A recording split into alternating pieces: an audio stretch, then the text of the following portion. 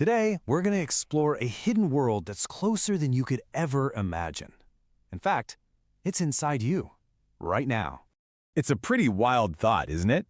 That even when you're all by yourself, you are never, ever truly alone. Your body is just, well, it's a bustling, crowded ecosystem. And I'm not talking about a few. We're talking trillions of creatures. They are so small, you could fit millions of them on the tip of a pencil. To put that in perspective, there are way more of them inside you than there are people on the entire planet. The scale is just, it's mind-boggling. Now, don't worry, most of these tiny passengers are actually on your team. They're basically essential partners in the whole business of being you. They help you get nutrients from your food, and they even help protect you from getting sick. But this is where it gets really interesting. Because recently, scientists stumbled upon something completely new in this inner world. Something so bizarre, it actually challenges our very definition of what it even means to be alive. So try to stop thinking of your body as just you. Instead, picture it like this bustling planet, or maybe a giant hidden city. This internal world has a name. It's called the microbiome. That's just the collection of all the microbes, like bacteria, fungi, viruses, that live on and inside you. And we are just now beginning to explore it. Okay, let's go on a little journey. Just imagine for a second that you could shrink down, way past the scale of sight, deep into this microscopic realm that exists in your gut.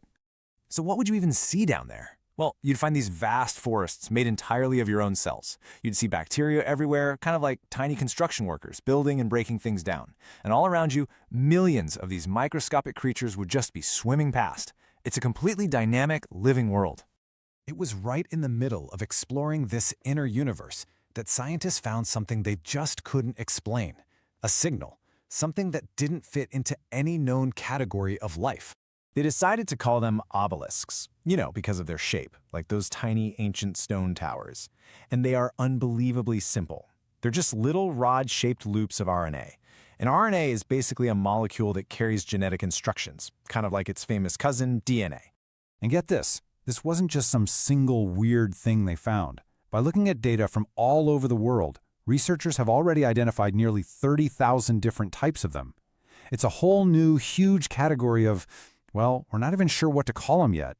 And that, of course, leads us to the biggest mystery of all. What is their purpose? What are they doing in there? Are they helpful? Are they harmless? Do they work with the bacteria they live inside? Right now, scientists they don't know. It's like finding a machine with the instruction manual completely missing.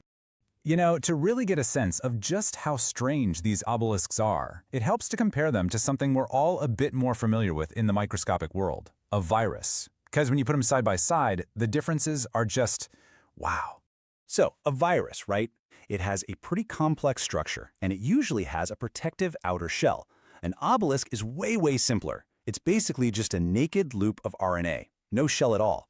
And while a virus has a pretty complex genetic code, an obelisk is tiny, with only about 1,000 genetic letters. It is a true minimalist marvel of biology. This kind of radical simplicity forces us to ask a really profound question, one that scientists and philosophers have been debating for centuries. So, what do you think? Are obelisks alive? I mean, they can't make copies of themselves on their own, but they do have genetic instructions. They don't have cells, but they exist inside of them. They might just be something new, something on that blurry line between simple chemistry and actual biology. And this isn't some rare abstract thing that only exists in a lab. Obelisks are surprisingly common. Researchers found them in about 7% of gut samples. And check this out, in a whopping 50% of samples taken from people's mouths. Half. So what does this mean? It means there's a pretty good chance that some of us watching right now are hosts for these mysterious obelisks. It's a strange thought for sure, but as of right now, there is absolutely zero evidence to suggest they're harmful. So, okay, beyond just being a cool, weird discovery, why should we care about these tiny loops of RNA?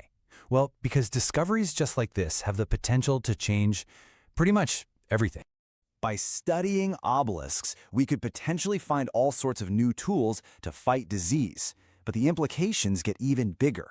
These incredibly simple little structures might be like a window into the very distant past, helping us understand how complex life on Earth first got started from simple chemical instructions billions of years ago. So, the next time you think you're alone, just remember that universe of activity happening inside you. It really reminds us that there is still so much left to discover, and that sometimes the answers to the biggest questions in the cosmos are hiding in the very last place we'd ever think to look.